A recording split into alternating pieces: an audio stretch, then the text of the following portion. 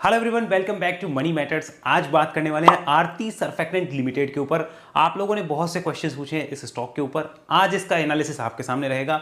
आप इस चैनल पे नए हैं, अगर आप पहली बार देख रहे हैं, आपका भी कोई ऐसा क्वेश्चन हो, कमेंट बॉक्स में बताइए। हम कोशिश करते हैं उस स्टॉक की डिटेल इन्फॉर्मेशन आप तक लाने की। लेकिन ध्यान रखिए, किसी टाइप से बाय सेल होल्ड की रिकमेंडेशन नहीं होती।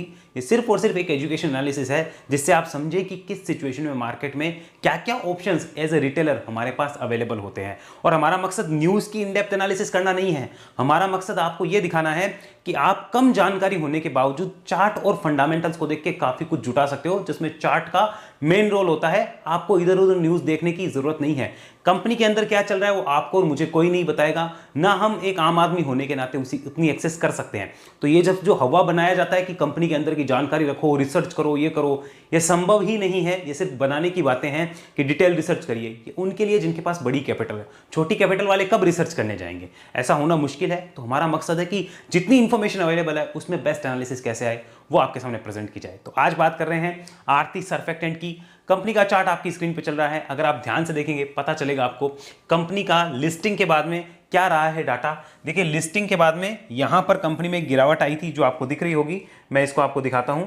ये एक लिस्टिंग के बाद लगभग गिरावट जो हुई थी वो 56% की थी। कंपनी में आरती ग्रुप में डीमर्जर होने के बाद में काफ़ी कुछ देखने को मिला है हमें। कुछ चीज़ें बदली है, कंपनी का वैल्यूएशन खराब भी हुआ है काफ़ी। लेकिन डीमर्जर के बाद स्टॉक फॉल करता है लिस्टिंग पे। उसके बाद कंसोलिडेट ब्रेकआउट ऊपर गया, अगेन एक रेंज बनाई, कंसोलिडेट ब्रेकआउट, अगेन एक रेंज बनाई, एक ब्रेकआउट करके वापस नीचे आया, जहां पर इसका एग्जिट पॉइंट क्रिएट हो रहा था कि यहां से निकलो। और जो नहीं निकले उनके साथ फिर मार्केट ने बदतमीजी करनी शुरू कर दी और एक डाउन ट्रेंड स्टॉक के लिए शुरू हो गया। राइट नाउ अगेन एक कंसोलिडेशन की रेंज में है और स्टॉक यहां से निकलने की तैयारी करता हुआ नजर आ रहा है। स्टॉक की ओवरऑल फॉल हो चुकी है 78%। मैं इसको लगभग 80% फॉल मानता हूं। लगभग 80% स्टॉक फॉल कर चुका है और पीछे 56% अपने लिस्टिंग के टाइम पे भी फॉल कर चुका है। अभी 80% अपने हाई से टूट चुका है। अब इस कंपनी में क्या हो सकता है? क्या एकदम बेकार हो चुकी है, या इस कंपनी में कुछ हम काम करने लायक सिचुएशन देख सकते हैं और इस वैल्यूएशन पे बहुत अच्छी हो चुकी है? वो हमें देखना है। एक एजुकेशनल एनालिसिस होगा, डिटेल पे चर्चा करेंगे। लेकिन सबसे पहले देखते हैं इस कंपनी के फंडामेंटल्स। तो अब आपको स्क्रीन पे नजर आ रहा होगा, ये चल रहे हैं हमारे सामने आरती के फंडामेंटल्स। कंपनी करती क्या है? सरफेक्टेंट का बिजनेस करती है। अब वो सरफेक्टेंट कहां काम आते हैं वो ध्यान रखिए। बेबी केयर में, होम केयर में, oral care, industrial appliance, hair care और स्किन केयर में। आपको पता नहीं होगा, जैसे आप शैम्पू बनाते हैं तो शैम्पू बनाने के लिए अलग से केमिकल आता है जो हिंदुस्तान यूनिलीवर दूसरी कंपनियों से खरीदती है। वो कंपनियां क्या होती है? वो सरफेक्टेंट बनाने वाली कंपनियां होती है। जैसे बच्चों की स्किन के लिए बहुत से प्रोडक्ट आते हैं, बच्चों के साफ सफाई से रिलेटेड बहुत से प्रोडक्ट आते हैं, वो बेबी केयर में आ जाते हैं। घर की साफ सफाई से रिलेटेड प्रोडक्ट आते हैं, वो होम केयर में आते हैं। तो उनको बनाने के लिए क्लीनिंग एजेंट्स होते हैं, सरफेक्टेंट्स होते हैं, डिफरेंट टाइप के केमिकल्स, जो कि आरती इंडस्ट्री और इससे मिलती जुलती कंपनियां बनाती है। इसमें एक गैलेक्सी सरफेक्टेंट भी है जिसमें मेरा इन्वेस्टमेंट भी रहा हुआ है। तो वो भी इसी टाइप का बिजनेस करती है और ये कंपनी भी इसी टाइप के बिजनेस करती है, जिसमें ओरल केयर भी हो गया। यानी आप जब ब्रश करते हो तो आपका जो टूथपेस्ट होता है उसको बनाने का लंबा प्रोसेस है, उसके लिए केमिकल्स चाहिए, वो ये कंपनियां बना बना के देती है। हेयर केयर हो गया, स्किन केयर हो गया, पर्सनल केयर से रिलेटेड बहुत सी चीजें होती है जो एक आम इंसान को चाहिए। तो वो कंपनियां डायरेक्ट नहीं बनाती है। जैसे आज हिंदुस्तान यूनिलीवर है या कोई दूसरी कंपनी है जो इस टाइप के प्रोडक्ट बनाती है, तो वो खुद नहीं बनाती, वो खरीदती है ये सारे जो केमिकल्स होती है इन कंपनियों से। तो इस टाइप से आरती इंडस्ट्री का बिजनेस इससे मिलता जुलता है, जो आपको पता चला। आगे समझिए, कंपनी के फंडामेंटल की इंफॉर्मेशन जो है वो हमें जाननी है। फंडामेंटल की इंफॉर्मेशन हालांकि इतनी एनफ नहीं है, क्योंकि रिसेंट में ही डीमर्जर हुआ है, तो काफी साल पीछे का डाटा अवेलेबल नहीं है। बट जितना है हमें उसी में एनालिसिस करनी है। तो सबसे पहले मार्केट कैप बहुत छोटी कंपनी है, 516 करोड़ की आज की डेट की। प्राइस 643 है। हालांकि अब वो प्राइस बढ़ चुका है, जब तक मैं वीडियो रिकॉर्ड कर रहा हूं ये प्राइस बढ़ चुका है। और यहां पे बुक वैल्यू जो है वो कंपनी की 200 रुपीज के पास है। पी 36 का है और इंडस्ट्री का पी लगभग 32 का है। तो मैं ओवर वैल्यूड नहीं कह सकता। आरओसी और आरओई मैं ठीक ठाक कहूंगा, बहुत अच्छे नहीं कह सकता इनको। बिलो एवरेज कहूंगा मैं, बहुत अच्छे नहीं कह सकता।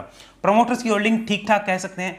Date to equity ratio okay कह सकते हैं, बट ये 0.68 भी मुझे थोड़ा ज्यादा लगता है। पर्सनली ये थोड़ा ज्यादा ही है। आगे बात करते हैं, प्रॉफिट की ग्रोथ कंपनी की अच्छी रही है, जो अच्छा साइन है। मार्केट कैप टू सेल्स दिखाती है कि कंपनी में अंडर वैल्यूएशन का संकेत है, ये मार्केट कैप टू सेल्स बोल रही है। आगे देखिए, ईपीएस कंपनी का 16 रुपए के लगभग आता है। अच्छी बात यह है कि यहाँ पे प्रमोटर्स की कोई भी होल्डिंग जो प्लेज नहीं है, यानी प्रमोटर्स नीट एंड क्लीन है, आप ऐसा समझ सकते हैं। तो ये हुआ बेसिक डाटा। आगे चलते हैं और एनालाइज करते हैं, क्योंकि एक डाटा में पूरी इंफॉर्मेशन नहीं मिलेगी। आगे देखिए, कंपनी के रिसेंट के प्रॉफिट जून क्वार्टर के 148 करोड़ की सेल्स कंपनी करती है, 5 करोड़ का नेट प्रॉफिट कंपनी जनरेट करती है विद अप्रोक्सीमेट 10% मार्जिन। अगर इसी को मैं लास्ट ईयर में कंपैरिजन करने ले आऊं, जून 2022 में, उस टाइम पे सेल्स ज्यादा थी, 10 करोड़ कम आई है। ऑपरेटिंग प्रॉफिट उस टाइम पे कम थे, अब की बार ज्यादा आए हैं। उस टाइम मार्जिन कम थे, अब की बार ज्यादा आए हैं। फिर भी नेट प्रॉफिट ध्यान से देखिए, उस टाइम पे 3.71 था, अब की बार ज्यादा आया है 5.25 का। जबकि यहां पर आप ध्यान से देखिए, सेल्स ज्यादा थी और उस टाइम पे मार्जिन कम होने की वजह से, और अभी मार्जिन ज्यादा है तो प्रॉफिट बड़ा है, भले ही सेल्स कम क्यों ना हो। इसलिए मार्जिन का मेंटेनेंस जो कंपनी करती है वो अच्छे प्रॉफिट्स लाती है हमेशा। अगर इसी से और पीछे जाएंगे तो उस पीछे जाने का मतलब मेरे हिसाब से कोई नहीं रहेगा। रीजन क्या है कि उस टाइम पे कंपनी आरती सर्फेक्टेंट अलग से कंपनी नहीं थी, इसलिए मैं आपको कह रहा हूं। फिर भी अब डाटा देखें, 15 करोड़ का नेट प्रॉफिट, ऑलमोस्ट 16 करोड़ का।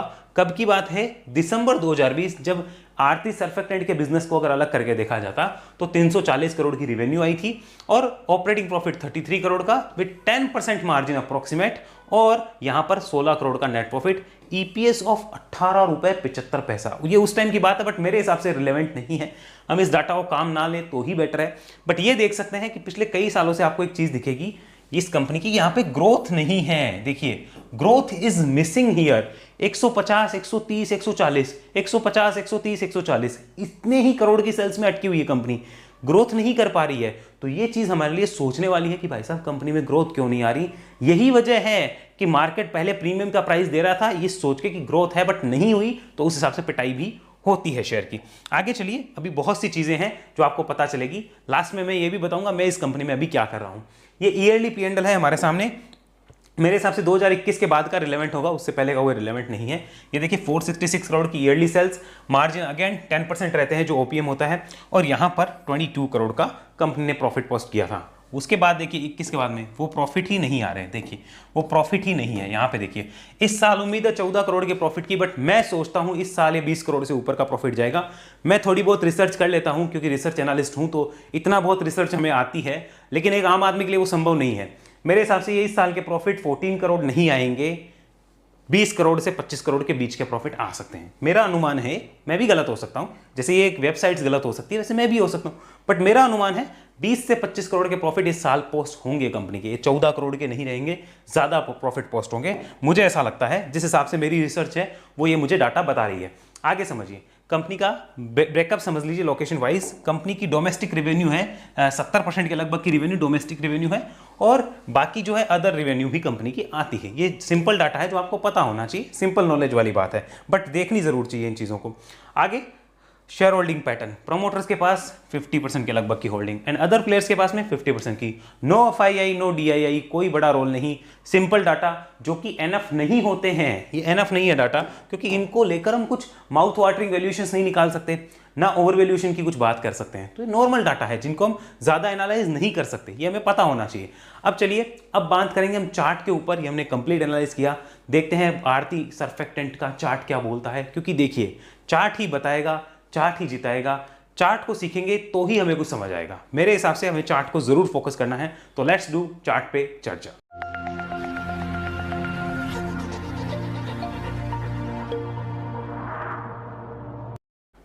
तो अब हमारे सामने प्रेजेंट है आरती सर्फेक्टेंट का वीकली चार्ट। जैसा कि हमने देखा, स्टॉक अपने हाई से 80% की एक शानदार गिरावट कर चुका है। 78 है, कई ज्ञानी लोग आ जाएंगे कमेंट में 70-80 टूटा था, आपने 80 क्यों बोला, मैं 80 ही मानूंगा। 80% की शानदार गिरावट के बाद में अब स्टॉक देखिए, प्राइस फिर से बढ़ गया, प्राइस बढ़ता जा रहा है, लाइव मार्केट में रिकॉर्ड हो रहा है, प्राइस बढ़ते जा रहा है, और ये कंपनी में मोमेंटम कुछ बनने की तैयारियां हो रही है। तो करेंगे भी बात, आपको पता चलेगा। मेरे को नहीं पता है end of the day close क्या आएगी जब आपके सामने वीडियो आएगा, लेकिन बस इतना बता सकता हूं, 638 रुपीज के प्राइस पे मैंने इसको कुछ शेयर्स इस कंपनी के लिए हैं। क्यों लिए हैं वो आपको भी पता चल जाएगा। बट पहले ये देख लीजिए कि यहां पर इस कंपनी में इतनी बड़ी फॉल के बाद में यहां एक मेजर कंसोलिडेशन हो रहा है। आई थिंक ये कंसोलिडेशन एक अच्छा साइन है और स्टॉक यहां से ऊपर निकलेगा, यानी weekly chart about to turn bullish है। अभी बुलिश हुआ नहीं है, अबाउट टू टर्न बुलिश है। रडार पे रखना चाहिए या नहीं, आप बताइए। मैंने तो रख लिया है, वो आपको देखना है। और ध्यान रखिए कि जो भी मैं बात कर रहा हूं इसको डायरेक्टली ऐसा नहीं कि डायरेक्टली ब्लाइंड बाय किया या ब्लाइंड सेल किया, नहीं। अपने रजिस्टर्ड फाइनेंशियल एडवाइजर के पास जाओ, उसे बोलो कि भाई हमने ये सुना है कि इस कंपनी का एनालिसिस ऐसे ऐसे है, आपको क्या लगता है, उसके साथ सलाह करो, फिर वो जो बोले वो आप अपने रिस्क के हिसाब से करिएगा, वरना डायरेक्टली कुछ मत करिएगा। तो weekly chart about to turn bullish, clear हो गया। मंथली चार्ट को देखते हैं। Let's see what monthly chart speaks. हम इस गिरावट के डाटा को यहां से हटाएंगे, मंथली चार्ट पे देखेंगे कि हमारा मंथली चार्ट भाई साहब बोलता क्या है। मंथली चार्ट पिछले 4 से 5 महीने का शानदार कंसोलिडेशन। इस एक तेजी के बाद में यहाँ पे कंसोलिडेशन हो रहा है, यानी एक तेजी आती है फिर कंसोलिडेट होता है और उसके बाद क्या ब्रेकआउट होता है। 90% चांस में तो होता है, इस बार भी होने के चांस है। तो क्या इस स्टॉक में यहाँ से 50% अपसाइड आ जाएगी? बिल्कुल चांसेस तो है। ये मंथली चार्ट भी बोल रहा है कि यहाँ से कुछ ना कुछ बुलिश होने वाला है, कुछ ना कुछ मोमेंटम क्रिएट होने वाला है। आई होप आप समझ गए होंगे। मंथली चार्ट पे भी इंडिकेशन बहुत अच्छे हैं। प्लस एक और चीज़, किसी भी मंथ को देखो रेड कैंडल के हाई के ऊपर कोई ग्रीन कैंडल नहीं आ रही थी। इसमें एक में आई थी तो स्टॉक ने पॉज लिया, यहां पर पॉज लिया, बट वो इनवैलिड हो गया इन लेवल्स के नीचे यहां पर। अब वो इनवैलिड कैसे हो गया ये जानने के लिए आपको वेव एनालिसिस में आना होगा, मैं वहां समझा सकता हूं, यहां समझाना बहुत मुश्किल है। इसके नीचे इन्वर्ट होगा, वापस नीचे शुरू हुआ, फिर ये एक बड़ी कैंडल बनती है और अब इसके अंदर ही ये सारी इनसाइड कैंडल्स बन रही है। आई थिंक इस बार ये कटेगा और कटेगा तो फटेगा, ध्यान रखिएगा।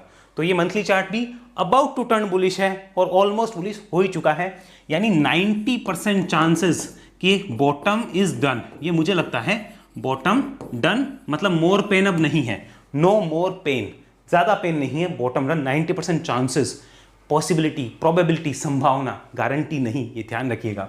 तो ये हमने बात करी।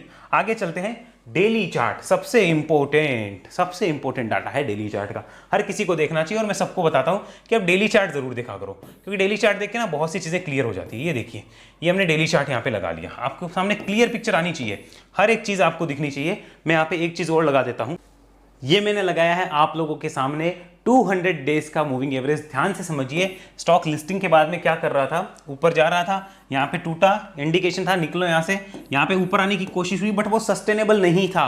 खाली इसी को नहीं देखा जाता, बहुत सी और चीजें देखनी होती है। यहाँ पर इंडिकेशन ही नहीं थे और जो थे तो भी नेगेटिव हो गए होंगे। यहाँ पर अब इसके ऊपर आकर क्लियरली सस्टेन करने की जो कोशिश है मुझे तो नजर आ रही है, प्लस यहां से और ऊपर निकलने की तैयारियां भी मुझे तो नजर आ रही है। यानी फंडामेंटली मुझे कुछ खास कॉन्फिडेंस नहीं है, but looking at the technical ऐसा लगता है कि कुछ होने वाला है। और फंडामेंटल्स के हिसाब से मैंने बताया कि मेरी रिसर्च बोलती है इस साल 20 से 25 करोड़ का प्रॉफिट आ सकता है, वो आए ना आए, टेक्निकल तो मुझे बता रहा है कि भैया कुछ होने वाला है। तो डेली चार्ट भी almost bullish, daily chart almost bullish, ये हमें क्लियर करना होगा। तो इतना हमने क्लियर किया यहाँ पे कि डेली चार्ट यहाँ पे ऑलमोस्ट बुलिश हो चुका है। अब करना क्या है उसके ऊपर बात, यहाँ पे देख लीजिए, ये तो निकल रहा है, 664 रुपये हो गया है। देखिए 630-40 से शुरुआत हुई, 64 तो बात करते करते आ गया है, क्योंकि यहाँ पे देखिए और बुल्स भी एक्टिव हो रहे हैं।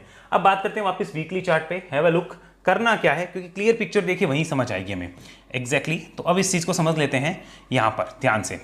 मान लीजिए आज की डेट में अगर मेरे पास यहाँ से ऊपर से पड़ा होता, मेरे पास पड़ा होता, आपके पास नहीं, मेरे पास पड़ा होता, तो मैं क्या करता, मैं इस प्राइस पे बेचता थोड़ी, मैं पागल थोड़ी हूँ इस प्राइस पे बेचूं। क्यों? क्योंकि फंडामेंटल खराब नहीं है, फंडामेंटल ऑलमोस्ट ओके है, but not growth fundamental. Okay, not growth वाले फंडामेंटल, नॉट ग्रोथ है, मुझे कुछ खास नहीं लग रही। लेकिन अगर मैं टेक्निकल की तरफ बात करूं, then this is turning out to be super bullish. यार मैं इसमें क्यों माल बेचूं अपना?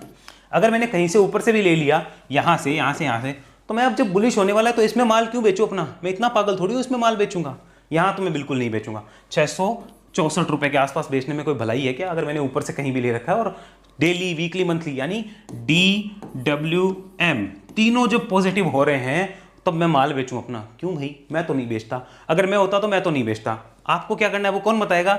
आपका फाइनेंशियल एडवाइजर बताएगा, मैं तो अपना बता सकता हूं ना। तो ये चीज़ मैं तो नहीं बेचता। सेकंड चीज़, क्या यहाँ पे फ्रेश इन्वेस्ट किया जा सकता है क्या? तो देखिए, इन्वेस्ट उस कंपनी में होता है जिसके फंडामेंटल्स के ऊपर आपको बहुत ज़्यादा बिलीव हो। क्या बहुत ज़्यादा बिलीव वाले फंडामेंटल है? I don't think, no such believe, no such believe. मैं ये नहीं कह रहा इस कंपनी के फंडामेंटल्स खराब है, बट बहुत ज़्यादा कुछ ऐसे नहीं है ना कि बहुत ही अट्रैक्टिव हो, ऐसे तो नहीं दिख रहे, तो नो सच बिलीव। तो इन्वेस्ट वालों के लिए क्या होगा? लेकिन टेक्निकल की बात कर ले यहाँ पे तो सुपर बुलिश, जैसा कि मैंने आपको पहले बताया, सुपर बुलिश यहाँ पे। तो इधर टेक्निकल वाले भी अगर इन्वेस्ट के हिसाब से देखें तो इसको बॉटम डन मान के कुछ काम करना है मुझे, तो मैं तो यहाँ कर लेता। मुझे कुछ करना है मैं तो कर लेता कि यार ऑलमोस्ट यहाँ पे सब कुछ सही होने जा रहा है। एक रिस्क लिया जा सकता है, इन्वेस्ट वालों के लिए भी एक रिस्क लिया जा सकता है, तो फ्रेश इन्वेस्ट करना चाहते हैं, बट उन्हें फिर इस लेवल को ध्यान रखना है, क्योंकि इन्वेस्टमेंट में बड़े लेवल होंगे, ये ध्यान रखना है। और वो राइड करना चाहें तो इसकी राइडिंग बन सकती है। कितना राइड करना है, कैसे करना है, वो कौन बताएगा? आपका अपना प्यारा फाइनेंशियल एडवाइजर, वो बताएगा। तो ये चीज़ हमने डिस्कस करी कि इन्वेस्ट वालों के लिए भी सही समय है। बट क्या पूरी कैपिटल एक बार में मैं डाल देता? नहीं, मैंने यहाँ पे आज भी जो लिया है वो 70% लिया है क्वांटिटी में, पूरी क्वांटिटी एक बार में कभी नहीं लेता। वेट करता हूँ, क्या पता मेरे एनालिसिस के बाद नीचे आ जाए, नीचे आएगा तो और ले लेंगे, नहीं आता तो तेरे 70% को ही राइड कर लूंगा, क्या दिक्कत है, आराम से कर सकते हैं। कोई लालच थोड़ी है हमें, हम तो डिसिप्लिन से चलते हैं भैया। हमें ये लालच नहीं है कि हमने लिया उसके बाद चले, नीचे आएगा तो एड मोर 30% पे डाल देंगे। तो मैंने 70% आज लिया है। थर्ड ग्रुप यहाँ पर जिसकी हम बात कर लेते हैं वो है, क्या यहाँ पे कोई फ्रेश ट्रेडिंग अपॉर्चुनिटी है क्या, ट्रेडिंग अपॉर्चुनिटी है क्या, उसकी बात करें। डेफिनेटली मैं यहाँ लिखना चाहूँगा डिफाइंड, डेफिनेटली एक अपॉर्चुनिटी है, यहाँ पे एक फ्रेश ट्रेडिंग की अपॉर्चुनिटी बन रही है और डेफिनेटली बन रही है, लेकिन उसमें कुछ लेवल्स इंपॉर्टेंट है जो हमें ध्यान रखने होंगे। लेकिन अब ये आप समझ लीजिए, मैं आपको नहीं कह रहा आप ट्रेड करिए, मैं अपना बता रहा हूँ। अगर मुझे यहाँ ट्रेड करनी होती तो मैं क्या करता, ध्यान से सुनिएगा। अगर मुझे यहाँ ट्रेड करनी है तो मैं इस लेवल को इंपॉर्टेंट लेवल मानूंगा, दैट इज 585। यहाँ पे मैं आपके सामने लिख देता हूँ ये लेवल, चलिए इसको ढंग से लिखते हैं, 585। इसको मैं अपना इंपॉर्टेंट लेवल मान के अभी भी इसमें काम कर सकता हूँ, कोई डिप मिलती है तो भी कर सकता हूँ।